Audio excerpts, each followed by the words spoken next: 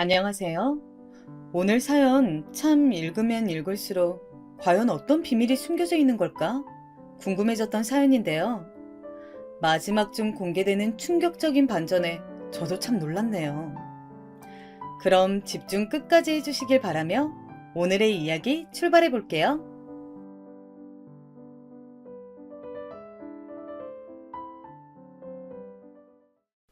안녕하세요. 참으로 오랜만에 글을 써보네요. 저는 사연 채널 보는 낙으로 시간을 보내고 있는 40대 자영업자입니다. 이 정도로 간단히 제 소개를 해도 되겠죠? 오랜만에 카페 문 닫고 노트북 앞에 앉은 건 얼마 전 있었던 일을 많은 사람들에게 제 선택이 옳았는지, 제 결정이 옳았는지 듣기 위해 사연을 쓰게 되었습니다. 부디 많은 인생 선배님들이 들으시고 댓글 달아주시면 꼼꼼히 하나하나 읽어보겠습니다. 먼저 아내와 결혼한 이야기부터 풀어볼게요. 저는 아내와 30살 초반에 만났습니다. 요즘에야 결혼 적령기가 늦어지니 그때까지 결혼에 대한 조급한 마음은 없었지만 저희 어머니께서 제 결혼을 놓고 유독 걱정이 많으셨습니다. 현수야, 결혼은 언제 하려고 그러니? 주변에 소개 안 들어오니? 이러다 노총각 되는 거 순식간이다. 늦어지면 늦어질수록 좋은 여자는 다 가고 없어. 네, 어머니 마음 알겠어요. 그래도 조금 여유롭게 기다려주세요. 제가 서두른다고 짝이 뭐 갑자기 어디 하늘에서 뚝 떨어지는 것도 아니잖아요. 아휴, 그거야 그렇다만 어미는 걱정이 되어 그렇지. 애도 낳아야 하는데 여자 나이 30만 넘어가도 노산이야. 어머니는 미래 출산까지 걱정하시며 그렇게 한탄을 쏟아내시곤 하였습니다.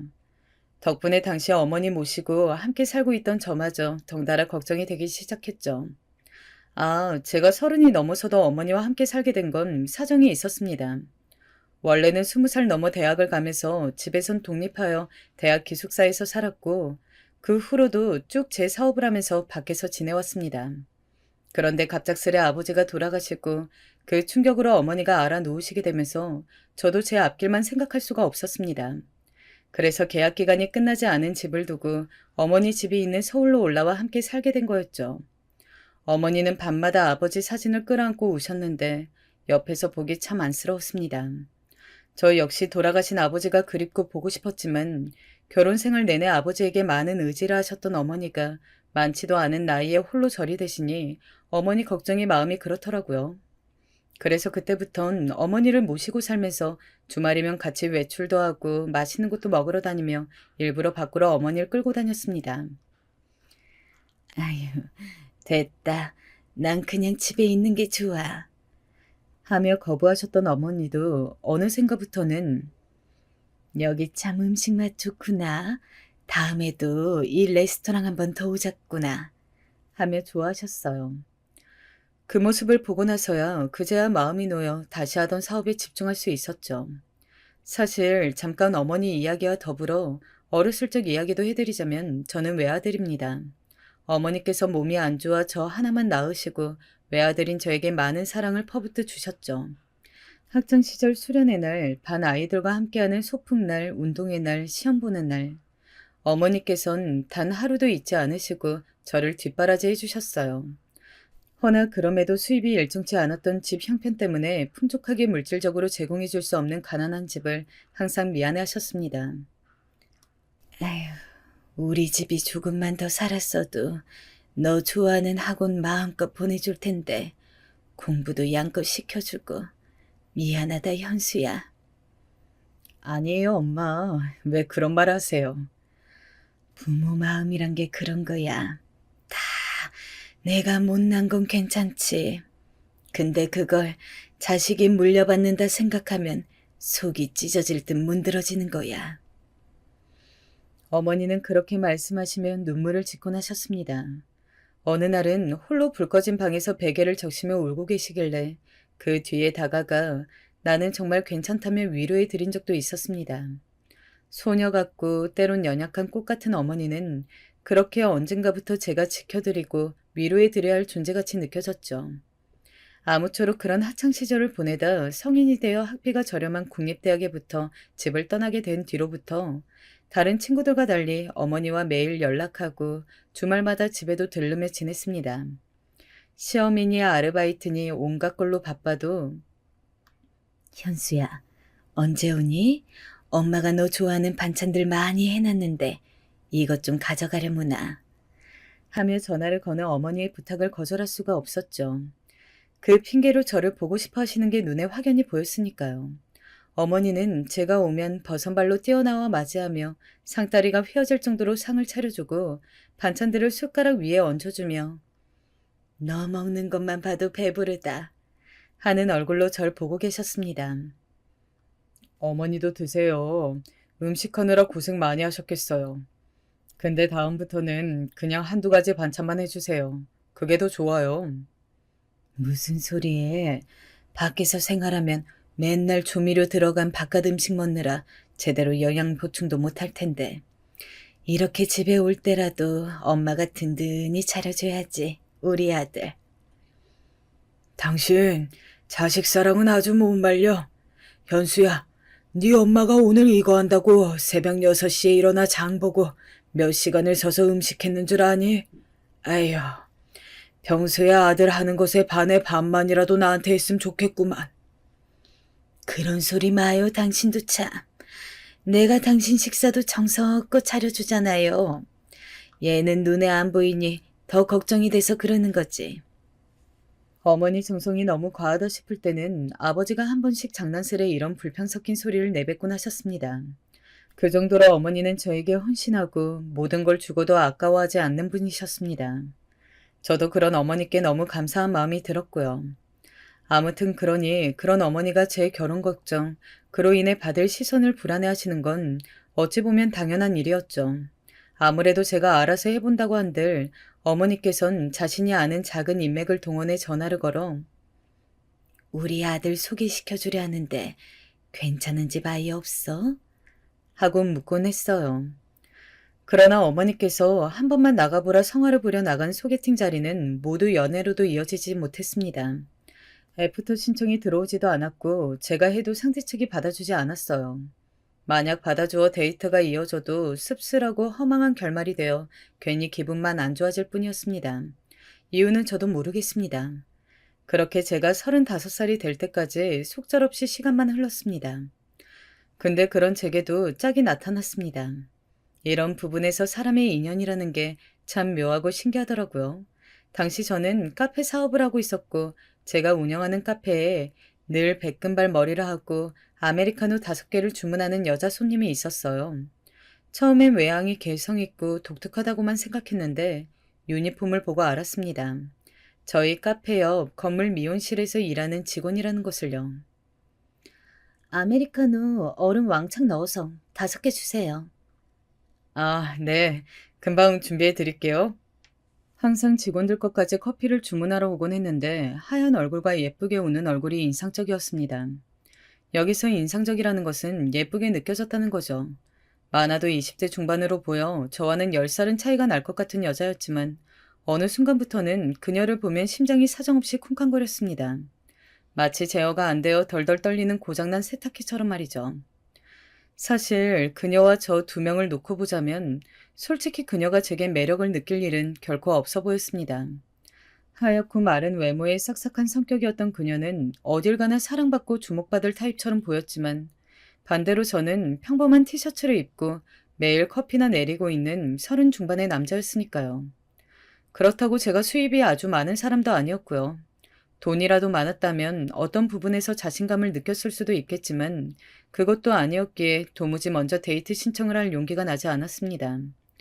그녀가 주문을 하러 오면 늘상 가벼운 안부 이야기를 나누긴 했지만 날씨 얘기, 손님 얘기 이런 겉도는 이야기만 나눌 뿐 정작 하고 싶은 얘기나 하지 못하고 있었죠. 근데 이런 제 이야기를 들은 친구놈이 한심하다는 듯 저를 보며 그러더군요. 야, 한번 말이라도 꺼내봐. 그렇게 속으로만 앓지 말고. 그런다고 누가 상 줘? 답답하다. 답답해. 날카롭게 허를 찌르는 친구의 말에 귀가 죽었습니다. 그 말이 맞다는 건 알고 있었지만 사실상 행동으로 옮기기가 무척 어려웠으니까요. 그런데 그렇게 우울한 나날들을 반전시킬 일이 일어나고야 말았습니다. 어느 날 그녀가 제게 먼저 데이트 신청을 한 것이었죠. 저, 사장님, 저희 가게에서 매일 머리 하시는 거 감사해서 영화 쏘려고 하는데 괜찮죠? 저녁은 사장님이 쏘세요. 이 말만 하곤 후다닥 뛰어나가는데 그 뒷모습이 얼마나 귀여웠는지 모릅니다. 저도 모르게 멍하니 그 뒷모습을 바라보다 그리고 제가 원하던 그 일이 드디어 일어났다는 걸 몇 분 후에야 실감했습니다. 참으로 기적 같은 일이었습니다. 저는 그녀와의 데이트 준비를 위해 전날 백화점에서 옷까지 사고 당일에도 수십 번 옷을 착장하며 매무새를 가다듬고 데이트 장소에 나갔습니다. 심지어 그 전날 세차까지 했으니 그야말로 제 나름대로는 온갖 광을 내고 나간 거였죠. 영화 되게 재미없었어요. 그죠? 우리 저녁이나 맛있는 거 먹으러 갈까요? 뭐 좋아하세요? 저, 저는 아무거나 다 괜찮아요. 아무거나가 어딨어요. 저는 삼겹살 좋아하는데. 우리 삼겹살에 소주나 한잔 할까요?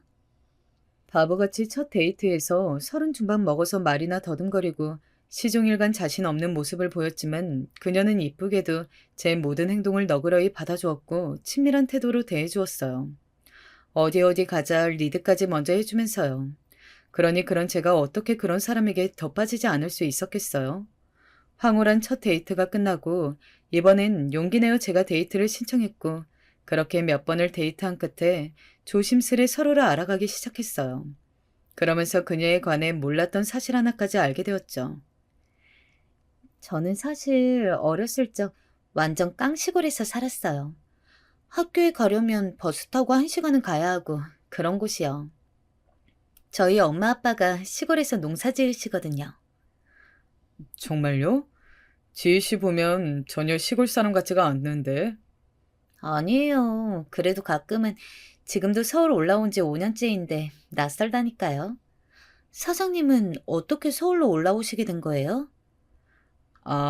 저는 아버지가 돌아가시고 어머니가 혼자 남으셔서 모실 겸 올라오게 되었어요.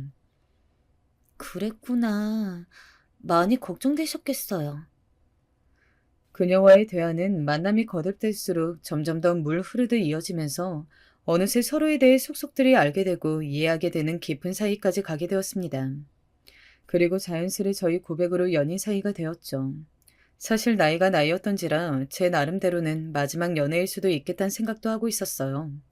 아마 이렇게 좋아하는 여자는 또 만나기 어려울 거란 생각도 하고 있었고요.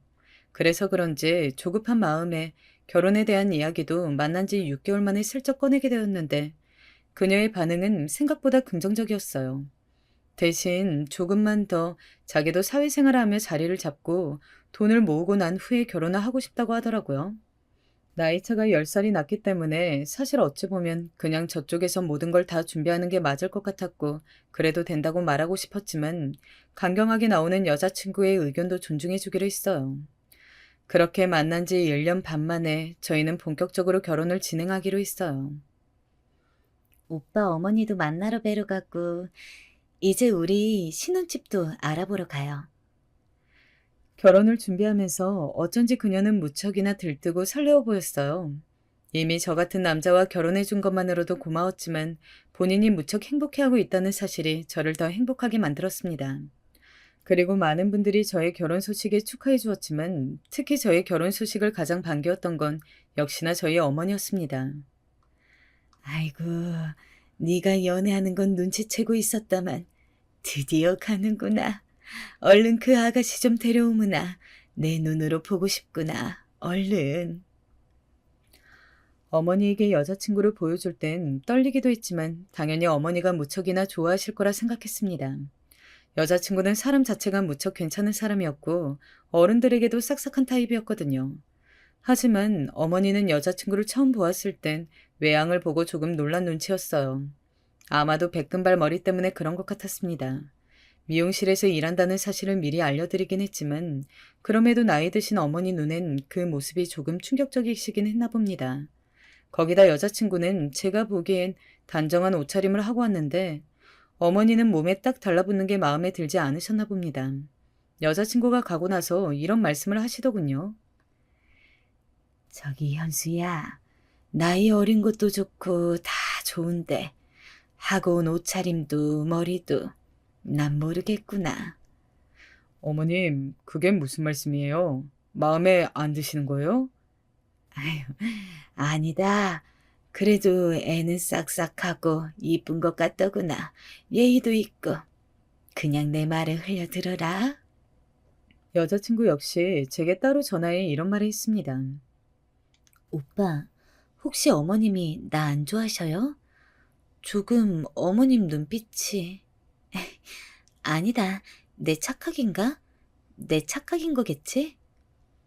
아마 이때부터였던 것 같습니다. 저는 눈치채고 있지 못했지만 이때부터 아내와 어머니 사이엔 미묘한 신경전이 있었던 거죠. 허나 당시 저는 오히려 미래 장인어른 장모님 되실 분이 나이 차이 많은 나를 안 좋게 보실까봐 걱정이 되어 그런 것들은 하나도 눈에 들어오지 않았습니다. 어떻게 하면 그분들에게 신뢰를 드릴 수 있을까 그것만 골똘히 고민하고 있었죠.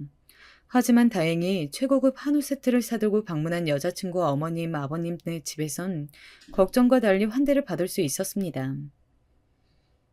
우리 집 아직 말갈량이고 모르는 게 많은데 잘 부탁해요. 나도 우리 남편이랑 나이 차이가 많이 났는데 내 딸이라 그런가? 나랑 같은 정처를 밟네. 장모님은 제 손까지 꾹 잡으며 행복하게 살라 축복해 주셨습니다. 그리고 손주를 키울 때든 언제든 자기들 도움이 필요하면 말하라고도 하셨죠.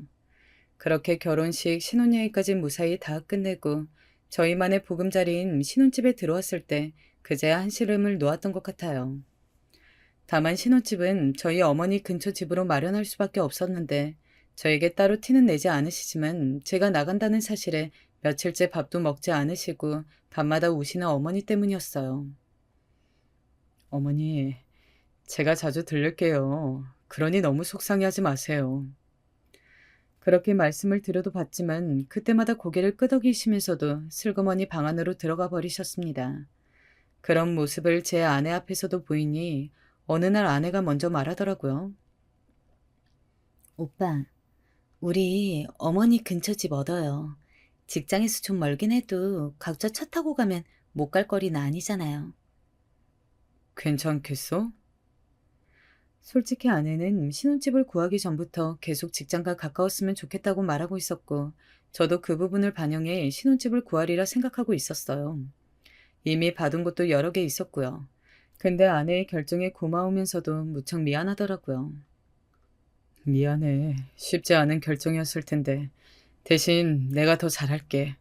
그리고 어머니가 당신 따로 찾아온다거나 시집살이 시킨다거나 하실 분도 절대 아니니 그건 걱정하지 마. 알아요. 어머니 좋은 분이신 것 같아서 저도 그러자고 한 거예요. 그럼 어머니께 얼른 말씀드려요. 어머니는 역시나 저희가 근처 옆동 신혼집을 구했다고 하니 너무나 뛸 듯이 기뻐하셨어요. 허나 아내 앞에서까진 기쁜 마음을 표현하기가 민망스러우셨던 건지 그래? 하며 활짝 웃으시다가도 금방 미소를 감추긴 하셨죠. 어찌됐건 그때부터 저희는 꿈같은 신혼생활을 하면서 저는 따로 어머니를 자주 찾아뵈며 지내었죠. 어머니도 그에 무척 만족해하고 계시는 것 같았죠. 거기다 어머니는 아내가 첫인상과 달리 지내보며 마음에 더 드셨는지 내가 처음에 외모만 보고 사람을 판단했어. 새아가가 얼마나 착한지 모른다. 어제는 나 먹으라고 직접 나 좋아하는 반찬들 장을 봐서 해놓았더구나. 얼마나 기특하든지. 그 어린애가 요리도 척척 잘하고 살림꾼이더구나. 시골에서 자랐다던데 그래서 그런가? 요즘 애들 같지가 않아. 어머니, 거 봐요. 제가 뭘 했어요. 분명 어머니가 좋아하실 거라 했잖아요. 지 정말 착한 애예요. 그리고 저는 이 말을 아내에게도 전해주었는데 아내도 그때마다 조용히 웃으며 다행이란 말을 했습니다. 하지만 아내 얼굴 안에 드리워진 그림자까진 보지 못했어요. 저희는 바로 아이 계획을 준비했는데요. 이건 오로지 아내의 의견이 우세했어요. 아내는 결혼을 하고 빠른 시간 안에 아이를 낳고 싶어 했고 어느 정도 키우고 나서 다시 일에 복귀하고 싶어 했어요. 나는 어렸을 때부터 결혼하면 신혼생활 좀 보내다 아이를 바로 갖고 싶었어요. 우리 엄만 결혼하면서 나를 바로 가졌는데 나 키우는 게 그리 행복했대요. 힘들면서도 나 웃는 모습에 피로가 다 날아갔대요. 그런 말을 들어 그런지 어렸을 때부터 나는 엄마 되는 기분이 뭘까 너무 궁금했어요. 오빠도 분명 많이 도와줄 테니까 나 젊을 때 애기 낳고 같이 키우다 애 크면 나도 다시 일하면서 생계 보탤게요. 그래, 그러자. 당신 생각이 그렇다면 나야 좋지. 내가 육아 많이 도울게. 아내 생각이 그렇다는데 반대할 이유가 없었어요. 젊은 나이에 아이 낳으면 아이도 건강할 거고, 저도 당시 카페 사업이 잘 되고 있던 터라 직원을 두고 일하면 여유롭게 지내며 아내의 육아도 도울 수 있을 테고, 모든 게 착착 순조롭게 진행될 거라 생각했어요. 그런데 아이라는 것이 하늘이 준다는 말이 맞는 건지 생각보다 쉽게 들어서지 않더라고요. 아내의 나이가 젊으니 저한테 문제가 있나 싶어 검사를 받아보았는데 의사도 딱히 문제가 없으니 기다려보라는 말만 하더군요. 여보, 일단 기다려봐요. 괜찮아요. 처음에는 아내도 조급해하는 기색이 없었어요. 그런데 1년 정도 지나자 어느 날부터인가 얼굴이 어두워졌고 입술을 뜯는 등 불안해하는 모습을 보이더군요. 그리고 여기에 저희 어머니가 개입하셔 조금 과민 반응을 하셨습니다. 어머니는 원래부터 손주 이야기를 결혼할 적부터 하셨던 분이었으니까요. 아유, 아니, 검사 받았다면서도 왜 애가 안 들어서는 거야? 일단 내가 지어놓은 한약, 이거 꼬박꼬박 챙겨 먹어라. 다 먹은 거 확인할 거니까 하나도 빠짐없이 먹어라. 알았지? 아휴, 새아가가 어려서 이런 일이 없을 줄 알았는데 참 별스러운 일이 다 있네. 어머니는 아내에게 한약을 지어주셨는데 저런 말씀을 하시며 신경질을 잔뜩 내셨어요. 그의 아내 기분도 엉망이 되었죠. 근데 여기서 끝나지 않았나 봅니다. 어느 날은 아내가 출근하는 저를 붙잡고 조심스레 이런 말을 하더군요. 오빠, 어머니가 조금 집에 자주 오시는 것 같아. 어제도 오빠 직장에 있을 때 반찬 주러 오셨는데 오늘 또 오신다 하더라고요. 아, 그래? 근데 늘 오면서 하는 말이 애 이야기예요. 나도 스트레스 받는데 이러니 힘들어요. 아내의 입장에선 충분히 불편할 수 있는 일이었어요. 사실 시어머니가 매일같이 반찬 핑계로 집을 들락거려 이야기하는 거 편치 않을 수 있잖아요. 더군다나 아내 말에 따르면 어머니는 오시면 반찬만 주는 것이 아니라 저녁까지 먹고 가신다 했습니다. 그러니 아내가 직장에 다녀와 지친 상태로 또 시어머니 대접을 해야 하니 힘들 수 있겠다 싶었습니다. 그래서 제가 중간에 역할을 잘 해야겠다 싶어 어머니께 조금만 자제해달라 부탁했죠. 아이 얘기도 당분간 하지 말고요. 그러자 어머니는 잠시 안색이 어두워지더니 알겠다고 하시곤 그 뒤로부턴 출입을 자제하시더라고요. 내심 다행이었습니다.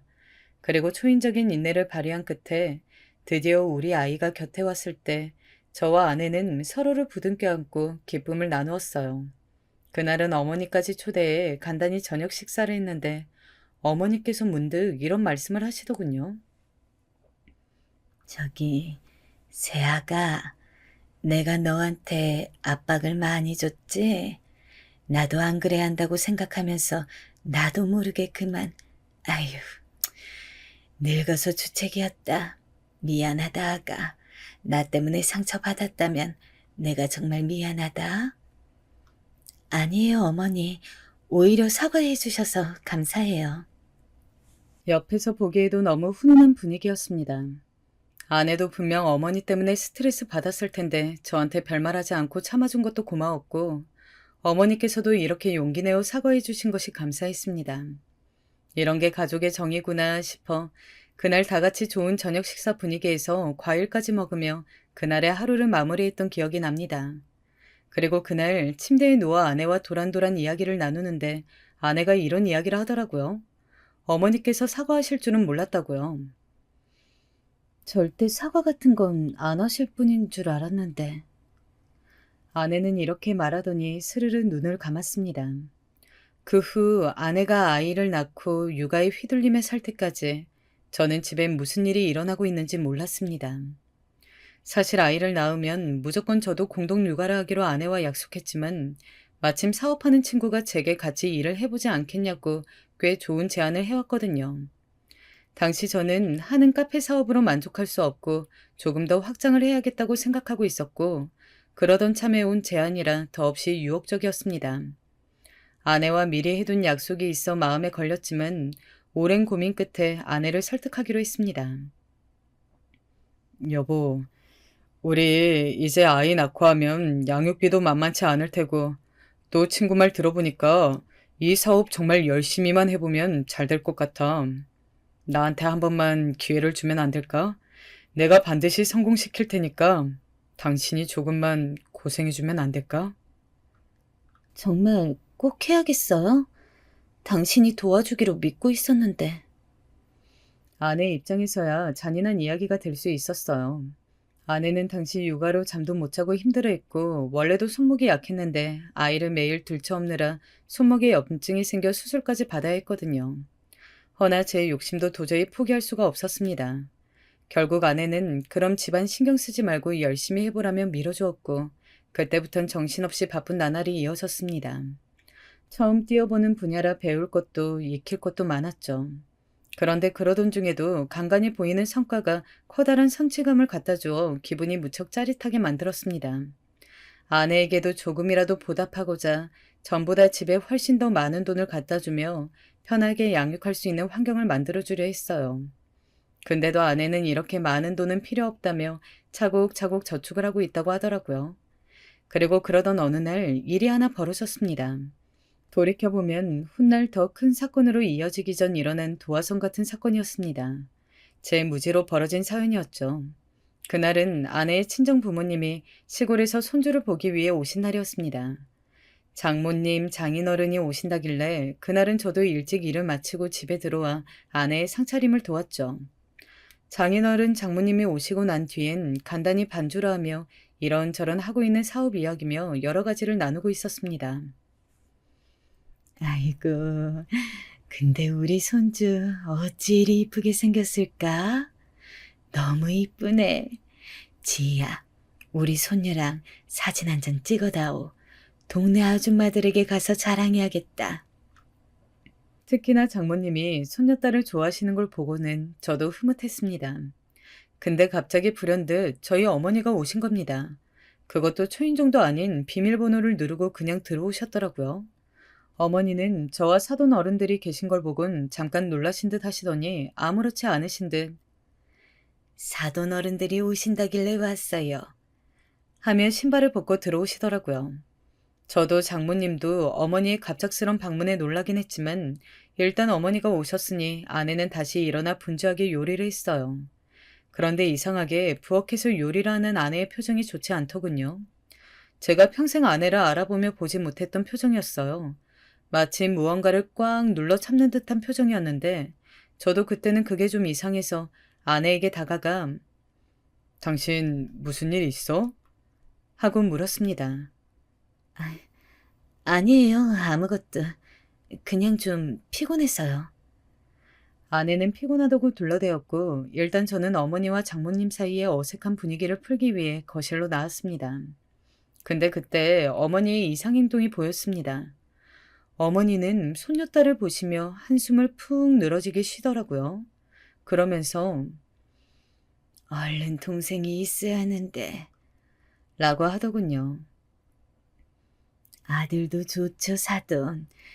근데 아직 첫애가 어리니까요. 어려도요. 애는 많을수록 좋아요. 특히 아들이 없으니까요, 지금은. 아들이 있어야죠. 아휴, 네. 어머니의 아들 발언에 분위기가 급격하게 식었습니다. 평소 저희 식구들끼리 있을 때와 상관없지만 장모님까지 있으신데 조금 민망하더군요.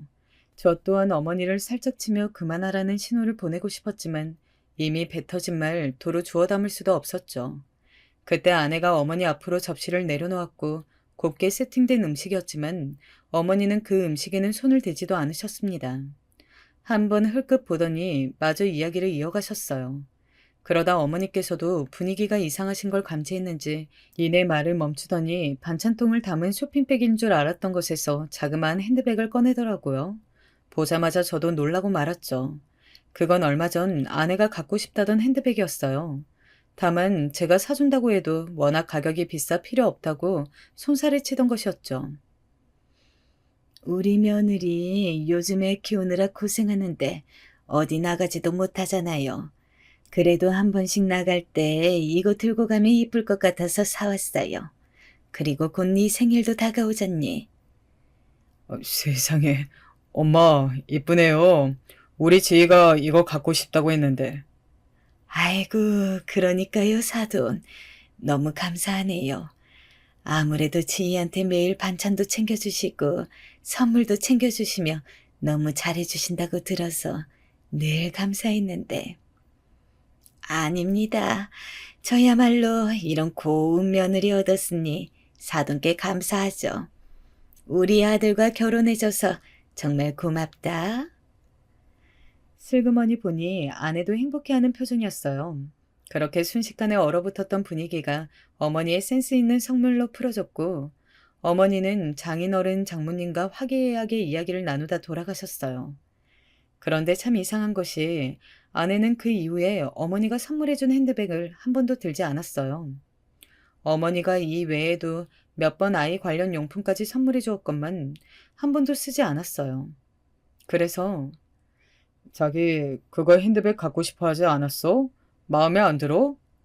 하고 물었지만 아니요, 그냥요. 나갈 일이 없어 그래요. 하며 대답을 피하더라고요. 이땐 저도 그냥 아내 말에 설득되어 동네 마실용으로 들고 나가기엔 너무 비싼 핸드백이라 그런가 보다 하고 넘어갔죠.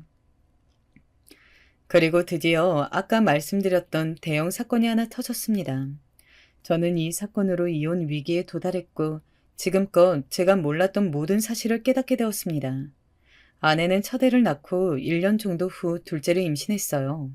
사실은 터울 있게 낳거나 아니면 아이 하나만 낳을까 하고 있었는데 이번엔 또 예상치 못하게 둘째가 찾아왔더라고요. 집안 형편도 괜찮은데 둘까지는 괜찮겠다 싶고 우리 첫애한테도 동생이 있으면 좋겠다 싶었어요. 그리고 이때는 사업이 안정화되어 임신한 아내 옆에부터 많이 케어해 주었어요. 여보, 나 딸기 먹고 싶어요. 싱싱한 딸기요. 편의점에 파는 소세지도요. 알았어. 아들이라 그런지 먹성이 되게 좋은가 보네. 사올 테니까 집에서 쉬고 있어. 아내가 먹고 싶다는 게 있으면 어딜 가서든 가서 공수해야죠. 아내도 분명 행복해하는 것 같았어요. 그렇게 지극정성으로 아내를 돌보다 둘째가 태어났을 때 사건이 벌어졌습니다. 아내는 원래 제가 알아보던 산후조리원에 들어갈 예정이었습니다. 근데 어머니께서 아니다. 내가 직접 돌봐주마. 돈 쓸 거 뭐 있니? 내가 조리원보다 더 잘 간호해 줄 수 있다. 하며 반대하시고 나서더군요. 어머니, 그래도 어머니도 나이가 있으시고 아내도 산후조리원에 들어가는 게 편할 거예요. 하며 말렸지만 어머니는 그래도 자기가 잘 해줄 수 있다며 직접 완도에서 미역까지 공수해오겠다고 하며 우기셨어요. 어머니 정성이 저 정도인데 계속 안 된다고 하기도 그러더군요. 결국 아내에게 조심스레 의견을 물었고 아내는 머리가 갑자기 아파하는지 머리를 짚으며 알겠어요, 그럼.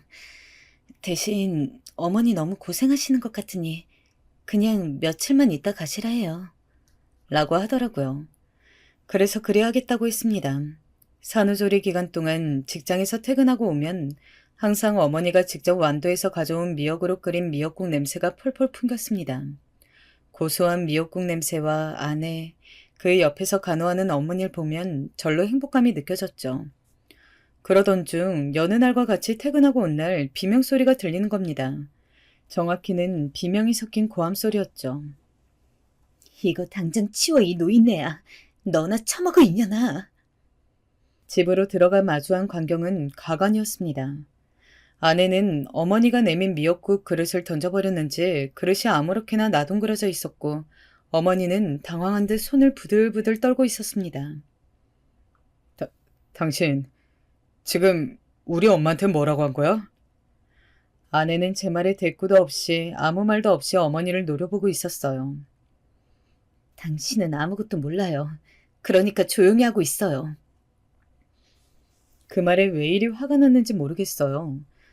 어머니에게 그런 말을 한 것도 모자라 적반하장으로 굴다니 내가 아는 아내가 맞나 싶었습니다. 저는 저도 모르게 해선 안 될 행동을 해버렸어요. 냅다 아내의 뺨을 쳐버린 거죠. 허나 아내는 제게 뺨을 맞고도 당황한 기색도 없이 분노 어린 눈빛으로 절 보더니 짐을 간단히 챙겨선 나가버렸습니다. 아내가 나간 뒤에야 내가 무슨 짓을 한 건지 후회했지만 늦었습니다.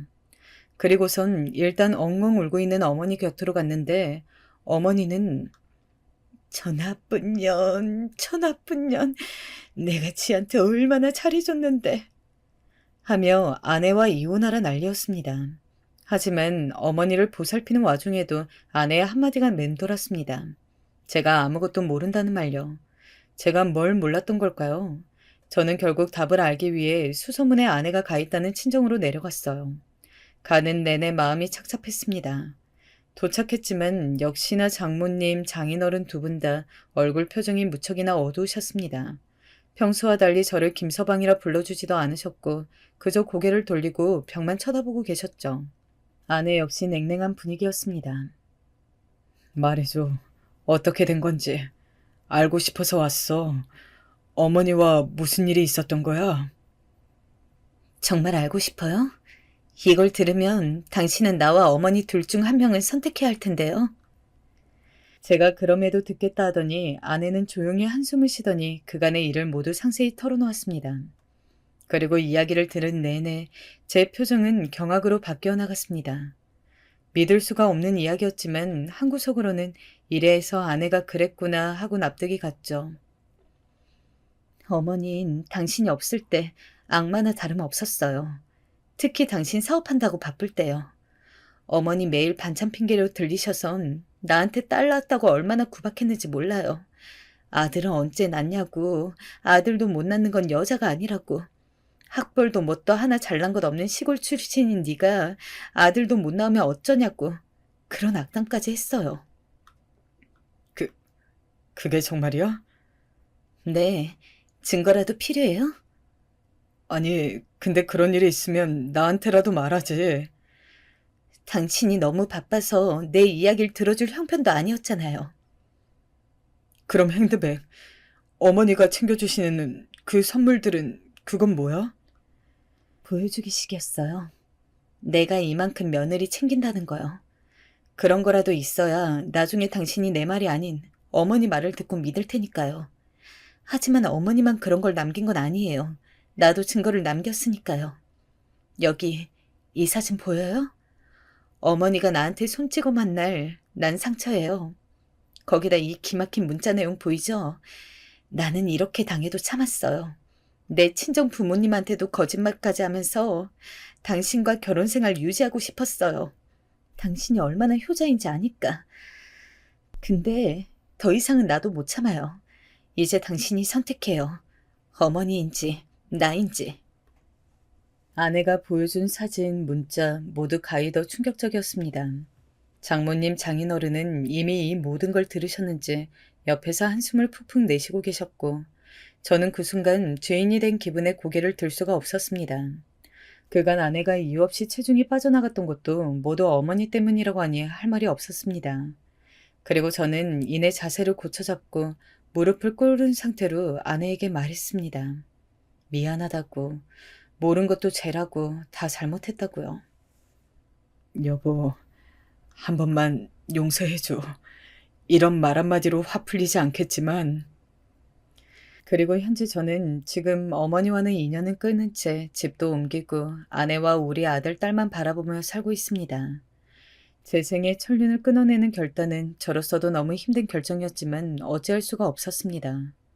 어머니의 이해 불가인 행동들을 이토록 참아준 아내를 생각하면 저는 지금의 가정을 선택하는 게 최선이라 생각했습니다. 덕분에 아내는 예전보다 훨씬 얼굴이 피었어요. 하지만 문제는 어머니입니다. 계속해서 제게 문자하고 전화하고 제 지인을 통해서 저를 만나려 하고 그런 어머니 때문에 미치겠습니다. 아버지도 안 계신 마당에 어머니 혼자 분명 지내고 계실 텐데 한편으론 걱정도 되고요. 하지만 제가 어머니와 연락하면 아내는 아내대로 상처를 받을 테죠. 아내에게 이혼당하고 싶진 않습니다. 지금의 가정을 깨뜨리고 싶지 않아요. 제겐 너무나 소중한 가정입니다. 하, 정말 갈림길 앞에서 이도저도 못하는 기분입니다. 저 어찌해야 할까요? 부디 인생 선배님들의 지혜가 필요하니 많은 댓글 부탁드립니다.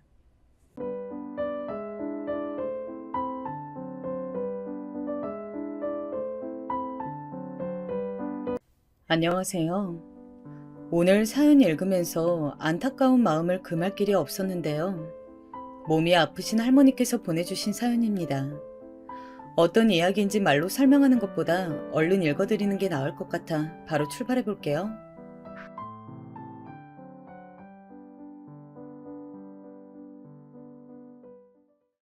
안녕하세요. 너무 서러워 하소연할 곳이 없어 여기에다가라도 익명으로 제 사연을 남겨봅니다. 사는 게 어찌 이런 벼랑 끝에 매달려 있는 것 같은지 모르겠습니다. 참으로 허망하고 절망스러워 이대로 나뭇가지를 놔버려도 될까 생각하지만 그럼에도 하루하루 연명하듯 살아가고 있는 늙은이입니다. 모든 게 저의 죄였다면 죄였을까요? 부디 힘없는 늙은이의 하소연을 끝까지 들어주시면 좋겠습니다. 저는 어렸을 적 바닷가 근처 마을에서 새 오빠들과 함께 자랐습니다.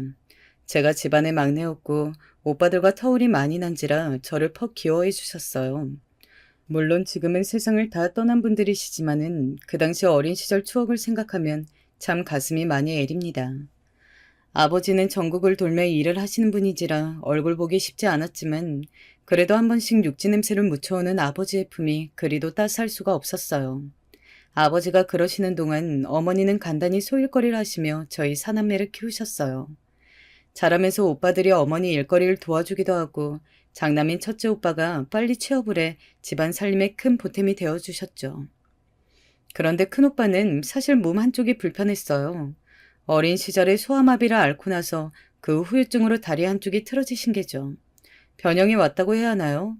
저는 잘 기억이 안 나지만 오빠가 소아마비를 앓았을 적 어머니가 오빠를 업고 한약방이라면 한약방, 병원을 모두 옮겨 다니셨대요.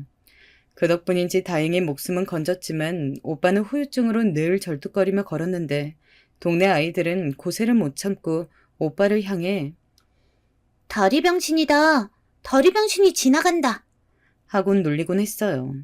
저는 말 못하고 그걸 묵묵히 참고 있는 오빠가 불쌍하고 가여웠고요. 근데 오빠는 그저 바보처럼 웃으며 괜찮아. 얼른 집에 가서 어머니 도와드리자. 하고 제 손을 잡고 집으로 가시곤 했어요. 오빠는 화도 안 나? 쟤네들이 저러는데. 내가 확 혼내줄까? 아니야. 오빠는 화나는 거 없어. 오히려 다리가 이 정도라도 되니 걸을 수 있어 다행이지. 동네 아이들이 돌을 던져 다리 한쪽이 깨지고 돌아와도 슬픈 기색 없이 늘 이렇게 말하던 오빠. 오빤 제게 정말 바보같이 착한 오빠였어요. 먹을 게 별로 없던 집안에서도 늘 저 먼저 먹으라며 챙겨주고 동생들 힘든 거 없는지 살펴주고 그런 오빠의 모습을 좋게 본 가게 사장님이 다행히 오빠를 취직시켜 주신 거죠. 착한 사람은 어떻게든 복을 받는다고 저는 그 믿음을 오빠를 통해 배웠어요. 자라는 동안 저는 꽤 말갈량이에 그저 뛰어다니고 노는 거 좋아하는 계집애였는데요. 오빠들은 그런 제게 공부를 해야 한다고 말했어요. 특히 둘째 오빠가 잔소리꾼이었는데요. 누굴 닮았는지 모르겠지만 둘째 오빠는 제가 뭐 조금만 잘못해도 엄하게 혼을 내곤 했어요. 그리고 학생이면 공부라는 본분에 충실해야 한다고 저를 어떻게든 책상 앞으로 앉히곤 했죠. 오빠, 난 세상에서 공부하는 게 제일 싫어요. 안 할래. 너 공부 안 하면 뭐 할 건데? 학교에서 숙제 내준 거 펴봐. 얼른 안 해? 다정한 첫째 오빠와 달리 조금 무서웠던 둘째 오빠의 꾸지람에 어쩔 수 없이 연필을 들긴 했다만 저는 교과서를 펴놓고도 늘 꾸벅꾸벅 졸기 일쑤였습니다. 그리고 첫째 오빠가 그런 제 몸에 조용히 이불을 덮어주고 나갔죠. 오빠들에 대한 기억 같은 것들은 아마 오늘 하루 종일 풀어도 모자랄 거예요. 오빠들이 차려준 따뜻한 밥상, 가끔은 듣기 싫은 잔소리까지. 이 모든 것들은 추억이란 아름다운 이름으로 제 마음속 가장 안락한 곳에 자리 잡고 있으니까요. 우리 어머니 역시 고생이란 고생은 많이 하신 분인데요. 우리 사남매 우애가 좋아 자신은 별로 힘든 게 없다 말씀하신 분이지만 어찌 그 삶이 쉬우셨겠어요. 홀로 자식 넷을 낳고 남편은 타지에 나가 돈을 벌고 기댈 곳은 본인밖에 없으셨을 텐데 지금에야 어머니 마음을 다 이해하지만 그때의 전 너무도 어려 그런 것들을 미처 헤아리지 못했습니다. 저희 집은 아버지가 타지에서 돌아오시고 어머니와 함께 일을 하시며 가정형편이 많이 피었어요. 또 오빠들이 줄줄이 취업하고 돈을 버니 집안엔 먹을 것들이 넘쳐났죠. 그게 저는 너무도 좋았어요. 국민학교 졸업하고 중학교에 입학할 당시엔 저희 집이 꽤 잘 산다는 소문이 났던지라 아이들 사이에서도 어깨가 으쓱거렸죠. 정이야, 맛있겠다. 나 한 입만 주면 안 돼? 나도. 정이 부럽다. 너 맨날 이런 거 먹고 사는 거야? 우와. 가끔씩 아이들이 계란이며 햄이 들어간 제 도시락을 탐낼 때도 있었는데 그럴 때면 선심 쓰듯 한 입 주며 유복해진 형편을 즐기고는 했습니다. 그러나 집안이 흥하는 것도 망하는 것도 한순간이더라고요. 사건의 발단은 저희 큰오빠였어요. 큰오빠가 가게에서 공장으로 일자리를 옮겼는데 큰오빠 말로는 사무직이고 기계를 만지는 일이 아니라 할 수 있는 거라 했어요. 근데 어느 날 오빠와 같이 일하는 동료가 집 문을 두드리더군요. 나가보니 오빠의 다리가 기계에 끼어 급하게 빼내긴 했지만 상태가 너무 심각해 병원으로 이송 중이라 하더군요. 아이고, 어째 이런 일이. 어머니는 그 자리에서 바로 주저앉아 오열을 하셨고 아버지는 헐레벌떡 저와 함께 병원으로 뛰어 들어갔습니다. 하지만 마주한 오빠의 상태는 정말이지 처참했습니다. 소아마비 후유증을 앓고 있던 그 절뚝이 다리, 그 다리가 완전히 망가져 있더군요. 수술을 받아야 한다 했지만 의사도 장담하지 못한다고 했습니다. 우리 장남, 어찌하면 좋아요. 여보, 정이야, 어찌하면 좋으니? 어머니는 애간장을 끓듯 목을 놓아 우셨고 저는 오늘 아침까지만 해도 해맑게 웃으며 공장으로 출근하던 오빠가 생각이 나 울음을 멈출 수 없었습니다. 수술을 끝마친 오빠는 의식이 없었지만 다리 잃은 꿈을 꾸기라도 하는 건지 자면서도 눈물을 보였습니다. 그렇게 오빠가 다리 한쪽을 잃은 완전한 장애인이 되면서 어머니는 당분간 일을 그만두시고 오빠 돌보기에 집중하게 되었죠. 거기다 치료비며 여러 가지 한두 푼 들어가는 게 아니니 다른 오빠들이 벌어온 돈도 금방 동이 났고요. 그리고 그때 저는 시집을 가든 취업을 하든 해야겠다고 생각했어요. 가정형편도 기울어져 가고 저라도 다른 곳에서 제못하며 사는 것이 어머니 아버지 걱정을 덜어드리는 길인 것 같더군요. 그러던 길에 마침 괜찮은 자리를 발견했어요. 친하던 언니가 저를 데리고 서울로 가주겠다고 하더라고요. 거기서 같이 자기랑 살면서 일을 하자고요. 정이야, 서울이 돈도 많이 주고 여기 있는 것보다야 훨 나아. 나랑 같이 가자. 늘 서울을 동경하던 언니였는데 언니는 저를 꼭 데리고 가고 싶어 했어요. 서울 너무나 낯선 곳이었기에 어머니나 아버지나 처음엔 안 된다 했고 그럼에도 제가 가겠다 우기니 어쩔 수 없이 허락하셨어요. 정이야, 꼭 거길 가야 하겠니? 그냥 여기서 우리랑 살다 시집가도 될 터인데. 아니에요. 엄마, 아빠. 나 열심히 일해서 어떻게든 우리 집 살림에 보탬이 될 거예요. 잘할 수 있어요. 그때 제 목소리엔 어떤 결기가 묻어 있었습니다. 고생하는 우리 오빠들, 엄마, 아빠를 생각하면 못할 게 없다는 그런 결기 말입니다. 피부치와 헤어지는 마음이야 저 역시 찢어질 듯 아팠지만 언니와 서울에 도착할 때까지도 눈물 한 방울 보이지 않으며 앞으로의 미래만을 생각했던 것 같습니다. 언니나 저나 수중에 가진 돈이 많지 않아 어쩔 수 없이 열악한 방 한 칸에서 서울살이를 시작했는데요. 돈이 없으니 밥을 굶는 건 일상이었습니다. 허나 그렇게 비참함의 길목을 헤집다 언니도 저도 같은 곳에 취직을 할 수 있게 됐습니다. 바로 동네 밥집이었는데요. 손님이 많고 장사가 잘 되는 집이라 돈을 많이 줄 것 같아 택한 거였어요. 언니와 저 둘 다 주방일과 음식 나르는 일 두 가지를 다 했는데 10시간 동안 쉬지 않고 일하니 처음에는 당장이라도 때려치고 싶을 정도로 너무너무 고단했어요. 집만 오면 녹초가 되어 바닥에 쓰러져 자곤 했죠. 허나 그럼에도 돌아오는 돈이 그리 많지 않아 슬슬 서울 생활에 회의감이 생겼죠. 그러던 어느 날 우연히 식당에 놀러 온 손님 한 분이 제게 관심을 보이면서 서울살이가 즐거워지기 시작했어요. 자기는 사업을 하는 사람인데 여기 식당 밥맛이 좋아 서울에 오면 이곳부터 들린다고 했어요. 가게 일을 끝날 때쯤 아주 늦은 시간에 와 밥을 먹고 갔는데 그러다 보니 가끔은 저와 이런저런 이야기를 할 수 있었죠. 저희는 보통 고향 이야기를 많이 했어요. 정희 씨는 고향이 그립지 않아요? 나는 나주가 고향인데 요즘은 고향 생각이 참 많이 나요. 어머니 아버지도 그립고. 고향이 나주예요? 저도 그래요. 근데 내려갈 수도 없고 그냥 가끔 가다 사진 한번 보고 그러는 게 전부죠. 그 사람은 옷차림이나 말하는 거나 좀 달랐어요. 사업하는 사람이라 그런지 말투나 가벼운 행동 같은 것들도 무척 세련돼 보였고요. 나와 다른 세계 사람 같아 그런지 슬슬 어떤 사람인지 궁금해지더라고요. 근데 이런 제 관심을 알아차렸는지 그 사람은 언젠가부터 제게만 따로 팁이라며 돈을 주고 갔고 어느 순간엔 이미 우리는 결혼을 약속하는 사이가 되어 있었죠. 결혼을 할 때서야 정말 오랜만에 친정 식구들을 만났는데 정말 몇 시간 내내 이야기꽃을 피웠던 것 같아요. 어머니가 장작불에 구워주신 고구마를 베어 먹으면서 이런저런 그간의 이야기를 나누는데 제 손을 꼭 잡아주며 잘 살아야 한다, 정이야. 하고 따뜻하게 말씀해 주시는데 눈물이 고였습니다. 그렇게 설레는 마음으로 시작한 결혼 생활이었지만 현실은 달랐습니다. 일단은 남편이 사업을 하는 사람인지라 집에 자주 들어오지 못했어요. 미안해. 당신 혼자 집에 있게 해서. 대신 이번 출장 빨리 끝내고 돌아올게. 알았어요. 난 괜찮으니 여보 몸 조심해요. 결혼하고 얼마 안 돼 바로 애가 생겨 그때는 제가 뱃속에 처대를 베고 있을 때였는데 남편은 거의 집에 있던 적이 없었어요. 그 바람에 너무 외로웠습니다. 남편은 사업이 잘 돼 이때를 놓치면 안 된다며 나중을 생각해서라도 자기가 더 열심히 일해야 한다고 했고요. 그렇게 몇 달에 한 번 남편을 보던 와중 첫째 애를 출산했을 때야 다시 그리운 남편과 재회할 수 있었는데 눈물부터 나더라고요. 그리고 그간 참고 참았던 저는 남편에게 한 가지를 부탁했어요. 아이도 낳았고 하니 이제 좀 출장 가지 말고 집에 있으면 안 되냐고요. 혼자 있으니 너무 외롭고 힘들었어요. 그냥 돈 좀 덜 벌어도 되니까 집에 있으면 안 돼요?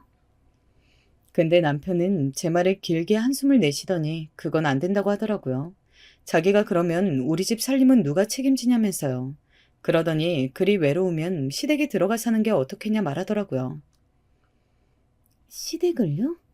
음, 우리 부모님이 애기도 잘 봐줄 거고 당신도 잘 대해줄 거야. 전번엔 어머니가 당신 들어오는 게 어떻겠냐고 말씀도 꺼내셨어. 시부모님이 그때까진 무섭고 불편한 존재였기에 그건 좀이라고 말하며 말끝을 흐렸지만 남편은 자기 자리를 그렇게라도 메워주고 싶은 건지 제게 계속 시댁에 들어가 살라 말했어요. 거기다 시부모님까지 이 얘기를 들었는지 남편이 떠나자 여자 혼자 집에 있으면 위험하다. 고 무섭게 말씀하시더군요. 처음 몇 번은 거절을 했지만 그것도 한두 번이지 시부모님의 부탁을 마냥 거절할 수는 없는 노릇이라 어쩔 수 없이 들어가 살게 되었죠. 하지만 시댁에 들어가니 다시 외로워도 좋으니 돌아가고 싶을 정도로 생활이 고단하고 퍽퍽했습니다. 시부모님은 저를 그저 한낱 종으로 대했는데 그 정도가 어느 정도였는지는 말할 길이 없습니다. 한겨울에 아이 없고 얼음띤 물에 시누이부터 시작해 온갖 시대 식구들 빨래를 하는 건 일상이었고 삼시세끼도 모자라 5끼를 차려내야 할 때도 있었습니다. 그것도 늘 10첩 이상의 밥상으로요. 남편 집안이 여유롭기에 따로 일하시는 아줌마도 있었는데 시어머님 며느리가 되어서 그럼 놀고 먹을 생각이냐며 엄하게 호통치곤 하셨습니다. 거기다 시누이 성질머리도 보통이 아니었던지라 이 모든 집안 사람들 성격 맞춰가며 일하다 보니 어느새 저는 없어지고 그저 누군가의 며느리만 남아있더군요. 거기다 명절날 어쩌다 그리운 친정에 가려 하면 그것도 그렇게 눈치를 주시곤 했습니다. 네 집은 참 꼬박꼬박한다. 거기 가는 게 그리 좋으니? 금방 올게요, 어머니. 갔다가 괜히 내 아들 고생시키고 그러지 마라. 아무래도 일하느라 힘든 애야. 네, 어머니. 아유, 엄마도 참. 이제 들어가세요. 남편이 겨우 말려 집에 들여보냈기에 망정이지 따라오기라도 할 기세였습니다. 그렇게 자기 아들은 아끼고 두시면서 며느리는 왜 그것에 반에 반 대접도 안 해주시는 건지 서러움이 목 끝까지 차오르던 세월이었어요. 그것을 남편에게 푼 적도 있었지만 남편은 그때마다 곤란한 표정을 지었어요. 당신 마음도 이해하는데 나이 드신 부모님한테 대들 순 없잖아. 라고 하면서 말입니다. 생각해보면 남편은 참 우유부단한 사람이었습니다. 거기다 나중에 저 몰래 저지른 일을 생각하면 정말 제게 못할 짓을 한 사람이었죠. 남편은 그 시절 여전히 출장이 많았는데 한 번씩 여자의 향수 냄새 같은 걸 묻혀오곤 했습니다. 눈치가 없는 건 아니라 설마 했지만 내 남편이었기에 믿고 넘어갔죠. 젊은 분들은 이해가 안 되시겠지만 제 시절엔 많이들 그리 참고 넘어가고 살았습니다. 그저 제게 귀하고 소중한 건 제 자식뿐이었죠. 우리 아들 커가는 낙, 저를 엄마라고 불러주며 안기는 그 얼굴만이 제 삶의 전부이고 이유였습니다. 그래서 그랬던 걸까요? 특히 첫애에 대한 애착이 무척이나 강했습니다. 제게 떼어놓을래야 뗄 수가 없는 존재였죠. 또 첫애에 대한 애착이 강해진 계기가 하나 더 있었는데요. 첫애는 저희 오빠처럼 어린 시절 자주 아팠습니다. 오죽하면 시어머니께서 네 뱃속에서 나와 그런 거 아니냐? 아님 우리 장손이 왜 이리 골골대? 라고 뭐라 하실 정도였으니까요. 그때마다 시어머니 불만 섞인 소리가 듣기 싫었지만 그보다 더 괴로운 건 아이가 아픈 거였어요. 정말 애가 내 뱃속에서 나와 이리 아픈 건가 하는 생각이 저도 한두 번씩은 들었으니까요. 그래도 감사한 건 시부모님 덕분에 아이가 늘 좋은 치료를 받았고 건강하게 잘 자랐다는 겁니다. 그리고 저는 아들이 4살쯤 되었을 때 연달아 둘째, 셋째까지 갖게 되었는데 둘째, 셋째가 어느 정도 자랐을 무렵에는 이제 어디 하나 부러지는 곳 없이 쌩쌩하게 잘만 걸어 다녔으니 그것만으로 감사한 일이었죠. 또 첫째는 동생들을 알게 모르게 굉장히 많이 챙기는 아이였습니다. 어렸을 적엔 시부모님에게 구박받는 저를 신경 써주었던 것처럼 아이들 공부를 알려주고 숙제 검사를 하고 가끔은 밥 챙기는 것까지 제가 못하는 세세한 부분들을 첫째가 도와주었습니다. 윤재야, 항상 엄마가 우리 윤재한테 고마운 거 알지? 아니에요. 내 동생들이니까 내가 챙길 거예요. 제가 고맙다는 말을 하면 자기 동생이니 챙기는 게 당연하다고 말하는 첫째는 바로 이런 아이였습니다. 근데 어느 날 아이를 키우다 보니 조금 충격적인 일이 생겼죠. 저는 아직도 이 일을 잊지 못합니다. 둘째 아들과 셋째 딸이 이런 말을 하더군요. 그날은 첫째 생일이었습니다. 시부모님이 장손 생일상이라고 한가득 차리라길래 정신없이 일을 하고 있었는데 둘째 아들이 와선 갑자기 첫째의 먹을 케이크를 설거지통에 버리는 겁니다. 너 이게 뭐 하는 짓이야? 에그머니나, 이거 아까워서 어떡해? 엄마는 왜 형만 이뻐해? 그게 갑자기 무슨 말이야? 할머니도 장손이라고 맨날 형 입에만 좋은 거 넣어주고 좋은 옷 사주고 나랑 윤영이 얘는 맨날 찬밥 신세잖아. 엄마 모르겠어? 뭐라고? 그렇게 생각했어, 너네? 전혀 생각지 못하던 부분이었습니다. 둘째 아들이 제게와 그런 말을 늘여놓는데 그제야 이 집의 관심이 장손인 첫째에게 많이 가 있었다는 걸 실감했죠. 어미로서 너무 죄스럽고 아이들에게 미안했습니다. 미안하다. 엄마는 미처 몰랐어. 그냥 너희가 형이랑 잘 놀고 형도 잘 따르길래 미안해. 엄마가 앞으로는 더 신경 쓸게. 알았어. 약속해 대신 이젠 형만 이뻐하지 않기로. 다행히 아이들이 그 후에 마음을 풀어주었지만 그 뒤로 저는 작은 거 하나에도 신경 썼던 것 같습니다. 시부모님의 관심이 첫째에게만 가지 않도록 사랑이 공평하게 느껴지도록 말입니다. 다만 저는 바뀔 수 있어도 시부모님은 그러실 분이 아니었기에 할머니가 형만 이뻐하는 건 할머니의 잘못된 생각이야. 알지? 그건 너네가 이해해줘야 해. 라고 말을 덧붙이곤 했습니다. 어찌됐건 이후론 둘째와 셋째 다 모두 엇나가지 않고 잘 자라 첫째를 따라 명문대에 들어갔고 시댁에서 그 모든 비용을 지원해 주었죠. 이때까지만 해도 저는 고달팠지만 그래도 자식들 바라보며 산 세월 아깝지 않다고 생각했습니다. 외려 잘 자라주어 고맙다고 생각했어요. 그런데 불행은 한순간에 찾아오는 것이더라고요. 시작은 남편이었어요. 언젠가부터 제 눈을 피하고 대화를 하지 않으려 하던 남편이 어느 날은 잔뜩 술에 취해 집에 들어와선 대뜸 이혼을 요구했습니다. 야, 우리 이제 살 만큼 살지 않았냐? 그만 이혼하는 게 어떠냐? 여보, 그게 갑자기 무슨 소리예요? 이혼이라뇨? 갑자기 무슨... 나 사실 같이 살고 싶은 여자가 생겼다. 미안하다 정말. 나도 많이 생각해봤어. 근데 더는 안 될 것 같아. 우리 이만 갈라서자. 손이 부들부들 떨려왔습니다. 내가 뭐 때문에 지금껏 이 시집살이를 참고 살아왔는데, 당신 하나만 보고 자식 키우며 살았는데, 지금 이제 와서 다른 여자 생겼다고 가정을 깨트리자니 당신 미쳤어요? 알아, 다 알아. 위자료 넉넉히 챙겨줄게. 그러니까 헤어져 주라. 부탁할게. 아니요. 그것만은 절대 못 해줘요. 절대 안 돼. 내가 왜 해줘야 해? 못 들은 걸로 할게요. 그렇게 말하고 돌아섰지만 눈물이 후두둑 흘렀습니다. 아이들이 대학 가고 난 후 홀로 시부모님 모시고 살던 시기에 벼락같이 찾아온 이 일은 제 마음을 무너뜨리고 또 무너뜨렸습니다. 참 어찌 사람 마음이 이렇게 얄팍할 수 있는지. 날 외롭게 하긴 했어도 우리 아이들한테 충실하고 가정을 살피는 사람이라고 생각했는데 모두 저만의 착각이었습니다.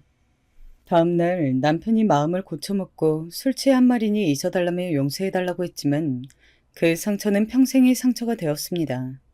거기다 남편이 또 바람필 거란 보장이 없는 것도 아니었죠. 그 후론 남편과 대면대면 말도 거의 섞지 않고 지낸 것 같습니다. 어차피 원래 얼굴도 잘 안 보던 남편이었으니 딱히 불편할 것도 없었어요. 하지만 가끔 남편에게서 전화가 올 때마다 들려오는 여자 목소리는 우라통을 치밀어 오르게 했죠. 남편은 여전히 바람을 피고 있는 게 분명했으니까요. 그러던 어느 날 저는 또 한 번 청첩병력 같은 일을 맞이하고 이 일로 시어머니까지 쓰러지시게 되었는데요. 여느 때와 다를 바 없는 평범한 날이었는데 불길하게 울려오는 전화기를 든 순간 충격적인 내용이 들려왔습니다. 시부모님과 함께 병원으로 불이 나게 뛰어나갔는데 남편과 낯선 여자가 응급실에 누워 있었더라고요. 심하게 다친 쪽은 남편 쪽이었어요. 아니, 이게 어찌 된 일입니까? 두 분이 동승한 상태였고 건너편 트럭 운전수가 음주운전을 한 것으로 보입니다. 저는 본능적으로 이 여자가 남편의 상간녀라는 걸 알 수 있었습니다. 나중에 사실을 확인해보니 남편은 그날 이 여자와 함께 시댁 소유의 별장으로 향하던 길이었고 둘만의 밤을 보내려 했던 모양이었어요. 하지만 가던 길 사고를 당해 그렇게 가버린 것이었죠. 남편의 장례를 치르고 난 후 한동안은 멍하게 보냈던 것 같습니다. 시어머니도 병원에 있는 상황에서 제가 무엇을 해야 할지 모든 게 막막했습니다. 옆에서 위로해주던 아이들이 없었다면 더 혼란스러웠을 겁니다. 허나 그 와중에도 해야 할 일이 있었어요. 재산이 제게로 모두 넘어온 상황이라 일단은 그것부터 처리를 해야 했어요. 어떻게 할까 고민을 하다가 저는 이것을 모두 큰애에게 넘기기로 했습니다. 당시 사회에 나가 일을 하고 있는 사람은 큰애뿐이었던지라 재산을 받으면 알아서 동생들에게 나누어주고 챙겨줄 거라고 생각했으니까요.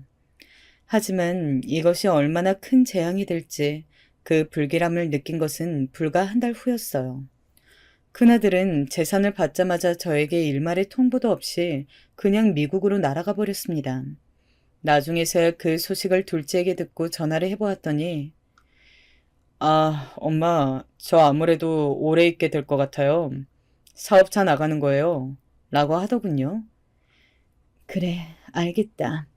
대신 몸 조심하고 타진이 음식도 함부로 먹으면 안 돼. 네, 엄마 알겠어요. 끊을게요. 그날따라 큰애의 목소리가 유달리 차갑게 느껴졌던 것은 기억의 왜곡일까요? 허나 그렇게 전화를 끊고 나서도 저는 큰애가 미국에서 힘들게 지냈기에 예상돼 잡생각을 하다 잠에 들곤 했습니다. 아직까진 품 안의 자식이었으니까요. 재산이 넘어가고 난 후 큰애는 늘 하던 안부 전화도 점점 시들해져만 갔습니다. 여느 날엔 바빠서 못했다. 어느 날엔 전화하는 걸 까먹었었다. 매번 반복되는 핑계 같은 말들에 어미인 저도 섭섭했습니다. 첫째가 변하지 않았다고 믿고 싶었지만 조금씩 제 마음 한구석에서도 불안감이 솟기 시작했어요. 애들아, 윤지한테 연락 오니? 가끔씩 아이들에게 물어봐도 둘 다 고개를 내저을 뿐이었어요. 그리고 몇 년이 지나 명절날에도 연락이 없어지니 인정하게 되었습니다. 첫째가 완전히 변했다는 것을 말입니다. 허나 문제는 이것만이 아니었습니다. 둘째 아들과 셋째 딸은 저에게 성을 내기 시작했습니다. 특히 둘째 아들의 분노가 상당했습니다. 첫째가 미국을 가고 3년 후쯤 한 아가씨를 데려와 결혼을 했는데 첫째가 그 결혼식에 오지 않았거든요. 처음에 그 소식을 듣고 저도 놀라 첫째에게 바로 전화를 걸었습니다. 다행히 전화는 받더군요. 그래도 동생 결혼식인데 시간을 내서 와야지. 어떻게 형이 돼서 안 오겠다는 거야? 엄마, 여기 사업이 워낙 바빠서요. 그래도 제가 축의금 넉넉히 붙였어요. 아니, 돈이면 다인 거야? 가족 결혼식인데 형인 네가 있어야지. 제가 미국에 있잖아요. 어쩔 수 없어요, 저도. 아이는 그런 식으로 말을 하곤 전화를 툭 끊었고 심지어 둘째 말론 그 축의금 액수도 굉장히 보잘것없었다고 했습니다. 둘째는 결혼식이 끝나고 신혼여행을 다녀오자마자 그 원망을 저에게 쏟아내었고요. 이게 형이야? 엄만 형이 우릴 챙겨줄 거라 생각해서 그 모든 재산을 다 준 거냐고? 저는 여기에 대고 할 말이 없었습니다. 어쨌든 그 결정을 한 것은 저였으니까요. 제 편을 들어줄 거라 생각했던 셋째 딸 역시 마찬가지였어요. 다 엄마가 자초한 일이야. 엄마가 해결해. 하며 집으로 가버리더군요. 딸도 재산 문제에 있어서 저에게 크게 섭섭한 것이 틀림없었습니다. 허나 이제 와서 상황을 고치려 해도 무슨 수가 있겠습니까? 저도 첫째에게 당한 입장인데 정말 잠도 안 오고 첫째에 대한 원망만이 차올랐습니다. 그 와중에 시부모님 상까지 치러야 했습니다. 시부모님께서 재산을 제게 아닌 시누이 쪽에 모두 넘겨주셨던 터라 늦은 나이 식당에 나가 일을 해야 했고요. 받아준 것도 없어 식당에서 설거지를 시작했는데 하루에도 몇 번씩 신음소리가 나오곤 했습니다. 잠을 자다가도 몸이 아파 깨곤 했고요. 어떻게든 살아보겠다고 한 일이었지만 고된 시집살이가 끝나니 이젠 또 다른 고생길이 열리는구나 싶었습니다. 거기다 아이들은 이제 더는 저를 보고 싶어 하지도 않았어요. 제 생일날에도 찾아오지 않고 이대로 연을 끊기라도 할 적정인지 어쩌다 명절날 한번 찾아와도 밥 한 끼 먹고는 그냥 가더라고요. 엄마가 미안하다. 내가 잘못했다. 그러니 마음 풀어다오. 언젠가는 애들을 불러놓고 이렇게 빌기도 했지만 둘 다 쎄한 반응이었어요. 물론 제가 잘못한 것이긴 하지만 한편으로는 애들한테 섭섭했죠. 하나뿐인 부모에게 이렇게까지 해야 하나 싶어 말입니다. 그런데 그런 저를 셋째 딸이 집으로 불러 이런 얘기를 하더라고요.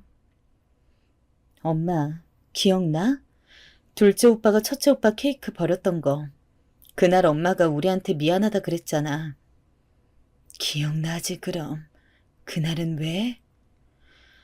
그날 할머니가 둘째 오빠 불러놓고 얼마나 매질을 했는지 몰라. 장손한테 그랬다고 감히 형한테 그랬다면서 말이야. 엄마한테 말하지 말라며 나까지 혼을 내는데 얼마나 기막히던지. 그런 일들이 어린 시절에 너무 많았어. 모래알같이 너무 많아서 헤아릴 수가 없을 정도라고. 솔직히 엄마한테도 오빠만 아픈 손가락이었잖아. 거기다 나는 계집애라고 아무도 관심 가져주지도 않고. 그러니 우리가 이러는 거 엄마도 이해해줘야 한다고 생각해 난. 상상도 못해본 이야기였습니다. 그날 그 이야기를 듣곤 얼마나 내가 자식들의 고통에 무지했던 사람이었는지 그걸 지금에서야 알게 된 스스로가 너무나 바보 천치 같았어요. 어찌된 영문인지 그 후론 몸이 전보다 더 자주 아팠어요. 마음의 병이 몸으로 옮겨간 건지 찬바람이 조금만 불어도 감기에 걸렸고 기침도 멎지 않았어요. 그리 많은 나이도 아니었는데 같은 나이대의 여자에 비하면 제가 훨씬 늙어 보였죠. 환갑이 아니고 칠수는 넘어 보이는 얼굴이었으니 얼굴도 보기 싫어 어느 순간부턴 집안의 거울을 죄다 치워버렸습니다. 그러던 어느 날 나이가 들면 병이 다 오는 거라지만 저에게도 그 순서가 찾아오고 말았습니다. 폐암이었고 결과를 알게 된 후로 바로 수술을 받긴 했지만 언제 재발할지 모르는 상황이었죠. 거기다 힘겨운 항암 치료가 남아있었으니 이대로 죽었으면 하고 바라기도 했었습니다. 사실상 좁은 방 한 칸에 내 몸 하나 건사하고 사는 것도 벅찼고 항암 치료비로 돈이 나가면 또 일을 해야 하는 처지였는데 그 현실을 견디기도 버거웠으니까요. 거기다 찾아와 주는 사람도 없이 홀로 침대에 누워있으니 자꾸 우울한 생각만 하게 되더군요. 그런데 사람이 죽으라는 법은 없는지 어느 날 너무나 그리운 얼굴이 찾아왔습니다. 기다리고 기다리던 얼굴이었어요. 소식 듣고 왔어요. 일단 저희 집에 있으면서 치료 받으세요. 바로 내 자식들 둘째와 셋째였습니다. 둘째는 무척이나 못마땅한 얼굴이었지만 일단 모시겠다며 저를 데리고 집으로 향했습니다. 자식들이 나를 원망하지 않고 받아준 것만으로도 고마워 저는 아무 말 없이 눈물을 흘렸습니다. 완전히 용서해준 거라고 생각치 않았지만 갈 데 없는 부모를 내버려 두지 않았다는 사실 하나만으로도 감격스러웠어요. 그런데 그 와중에 며느리 얼굴이 눈에 밟혔습니다. 며느리는 내내 불만스러운 얼굴로 입술을 툭 내밀고 있었거든요. 아무래도 저를 데리고 오는 걸 며느리는 많이 반대한 모양이었습니다. 허나 그걸 생각할 겨를도 없이 집에 도착하니 아들이 기막힌 소식을 하나 전해주더군요. 엄마, 첫째 형 한국 들어온 거 알아요? 나도 몰랐는데 윤영이가 그러더라고요. 근데 웃긴 게 형한테 어제 가서 돈 좀 빌려달라 했더니 뭐라는 줄 알아요? 자기 돈 없대요. 그러면서 그 비싼 아파트는 어떻게 산 건지. 그리고 앞으로 자기한테 돈 빌려달라고 할 거면 영 끊잖아 뭐라나. 나는 진짜 형 이런 모습 볼 때마다 이가 갈려요. 그랬니? 아들이 그 말을 하는데 저절로 고개가 숙여지더군요. 죄인이 된 것 같았어요. 며느리는 옆에서 대놓고 한숨을 푹 쉬며 고개를 절레절레 흔들고 있고요. 그때부터 느낌이 썩 좋지 않았습니다. 역시나 둘째네 집에서 살게 되니 또 다른 고생길이 기다리고 있더군요. 둘째 며느리 때문이었어요. 둘째 며느리가 성격이 강했습니다. 그리고 둘째에게 들은 이야기가 있어서인지 저를 대놓고 싫어했어요. 처음에는 제가 항암 치료로 힘들어하니 별 얘기를 못했지만 몸이 나아지자 이것저것 부탁하기 시작했습니다. 어머니, 저 오늘 잠깐 일 나가봐야 하니까 저녁 좀 만들어놔 주세요. 그러실 수 있죠? 아, 그래. 언제 들어올 거니? 그것까지 알아서 뭐 하시게요? 몰라요. 저녁 늦게나 되어서 와요. 둘째 며느리는 둘째가 차린 회사에서 같이 일을 하고 있었는데 아이를 안 낳고 둘끼리만 살고 있었습니다. 저야 당연히 손주가 하나라도 있는 게 좋았지만 나에게 원망 많은 자식이 그런 선택을 하겠다는데 반대할 수도 없었죠. 아무쪼록 처음에 저녁 차려달라 부탁했을 땐 내 손으로 지은 밥 아들이 먹고 며느리가 먹는다는데 최대한 잘해주고 싶었어요. 힘든 몸 이끌고도 이것저것 반찬 만들고 국찌개 끓여서 꼭 상에 내어놓고 그랬어요. 근데 어느 순간부터는 며느리 부탁이 무리하게 늘어가더군요. 제가 감당치 못할 정도로 말입니다. 어머님, 빨래는 하셨죠? 빨래 꼭 하셔야 해요. 지금 해야 내일 마르니까요. 아, 그리고 밥 드시면 설거지 꼭 하시고요. 몸이 다 나은 것도 아닌데 모든 집안일을 저에게 맡기니 퍽 힘들었습니다. 그래서 언젠가는 아가야, 빨래 정도는 네가 해줄 수 있니? 내가 아직 움직이는 게 불편해서. 라고 하니 말은 없었지만 기분 나쁜 내색을 보이며 회사로 출근하더군요. 그 뒤로부턴 부탁하는 것조차 눈치가 보였습니다. 그리고 둘째 애들 회사가 어려워지면서 아이들의 짜증이 더 심해져 갔습니다. 일이 많은 건 상관없었지만 더 힘들고 괴로웠던 건 둘째 며느리와 아들의 태도였어요. 어느 날 맛있게 저녁을 차려 내놓았는데 둘째 며느리가 코를 쥐어쓰며 들어오더군요. 이게 도대체 무슨 냄새예요? 어머님, 청국장을 끓이실 거면 창문이라도 열어놓으셔야죠. 아, 냄새 정말. 아휴, 많이 심하니? 아니, 나는 그냥 너희가 청국장을 좋아한 데 있어. 아, 어머니도 참 기어이 일을 버리신다니까. 다음부턴 청국장 끓이지 마세요. 다른 것도 저희 잘 먹으니까.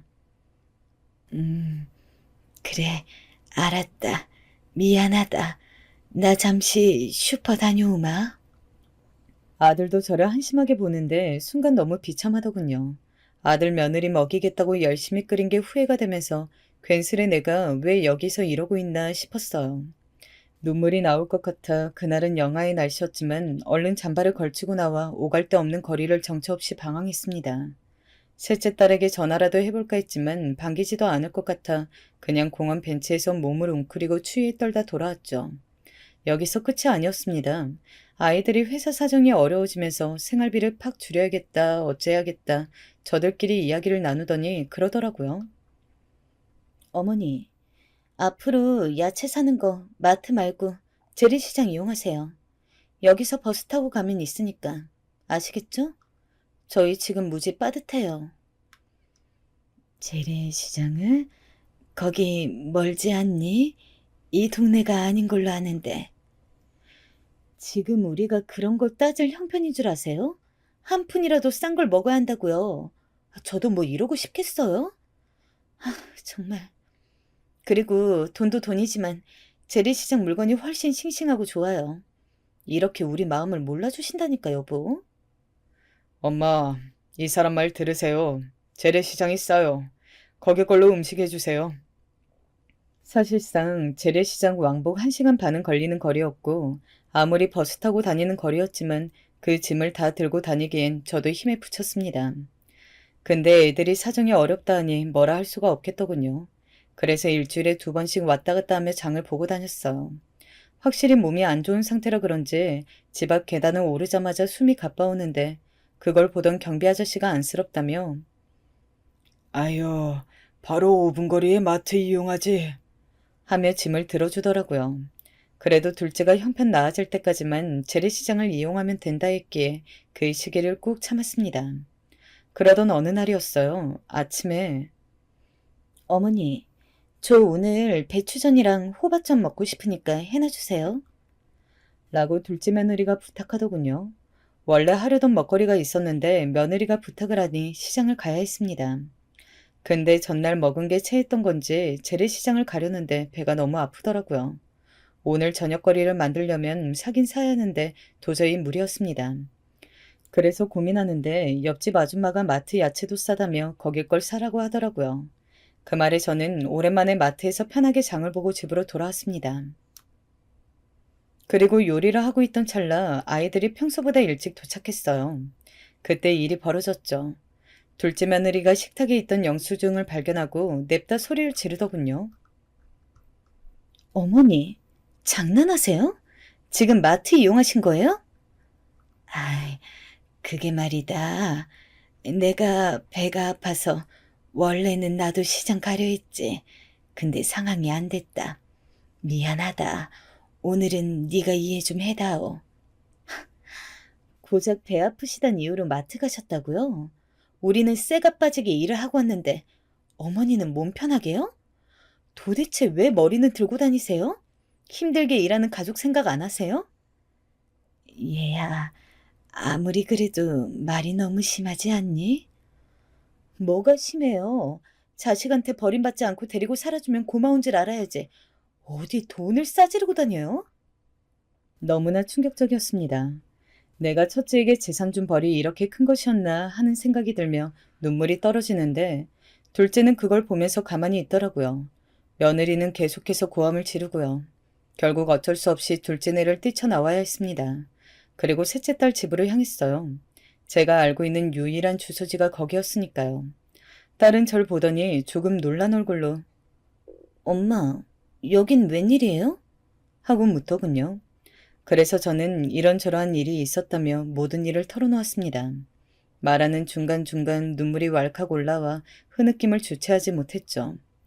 그런데 제 편을 들어줄 줄 알았던 마지막 동아줄 같던 딸은 모든 이야기를 들으는 냉정한 어투로 엄마, 그래서 뭐, 저보고 어떻게 해달라는 거예요?